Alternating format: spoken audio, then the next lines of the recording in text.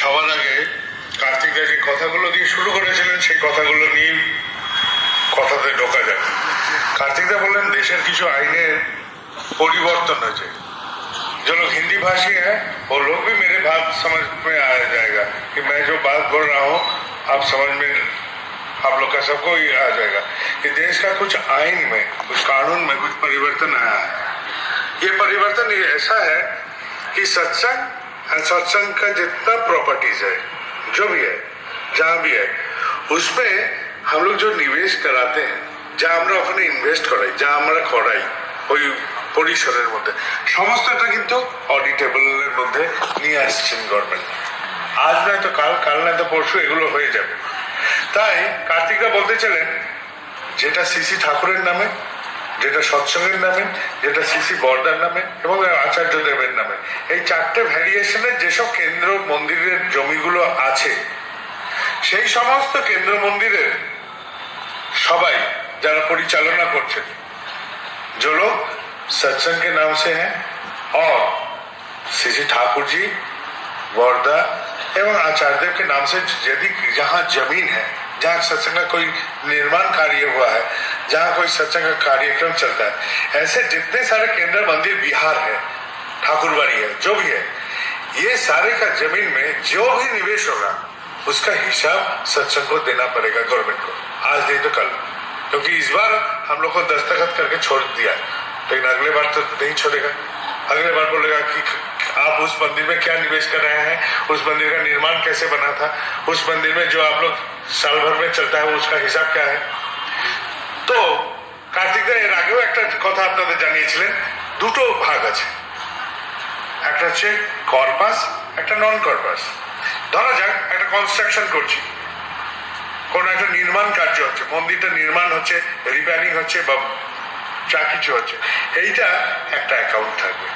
আর regular যেটা আমি জমা করছি মেনটেনেন্সের জন্য সেটা আর একটা অ্যাকাউন্ট, যে ঠাকুর ভোগের জন্য, ইলেকট্রিক বিলের জন্য, পুরোহিতের দক্ষিণার জন্য এবং ওই মন্দির পরিচালনার জন্য যেটুকু যা খরচ হয় কেন্দ্র মন্দির পরিচালনা, এই দুটো অ্যাকাউন্ট থাকে। সমস্ত কেন্দ্র মন্দিরের যদি না থাকে তাহলে এই দুটোকে আগে করে নেন, এই দুটোকে আগে করে নিলে তাহলে এই সমস্ত ফিলান্থ্রপিতে থাকবে। এইটাতে কিন্তু শুধু কার্তিকদার দায়িত্ব নয়, এটা সৎসঙ্গের যতগুলো কেন্দ্র মন্দির পরিচালিত হচ্ছে সবারই দায়িত্ব আছে, সমস্ত কর্মীদের এটাতে দায়িত্ব আছে এবং আপনারা এম্পাওয়ার্ড, আপনাদের এই দায়িত্ব দেওয়া হলো, আপনারা এটা নির্বাহ করেন। যদি আপনাদের অ্যাকাউন্টিং এখানে না থাকে, যে টাকা পয়সা এখানে জমা হচ্ছে সেটা যদি হিসাবে না থাকে তাহলে আগে হিসাবগ্রস্ত করেন। আমাকে দুধ দিচ্ছে আমি খাইয়ে দিচ্ছি, আমাকে অর্ঘ্য দিলাম পুরোহিতকে দিয়ে দিলাম, কিছু জায়গায় প্রণামীর বাক্স খুললাম ওখান থেকেই দিয়ে দিলাম আপাতত, পরে ওটা কমপ্লেন ছিল, এগুলো তো সবই অন্যায্য, অত্যন্ত গর্হিত একটি কার্যক্রম হয়ে যাবে। হ্যাঁ হ্যাঁ আমি বলে দিচ্ছি, হ্যাঁ আমি বলে দিচ্ছি, হ্যাঁ ঠিক আছে আমি সবগুলো রেজিস্টারের মধ্যে পড়বে, রেজিস্টারটা 21শে মার্চের পরে খেলা করবে।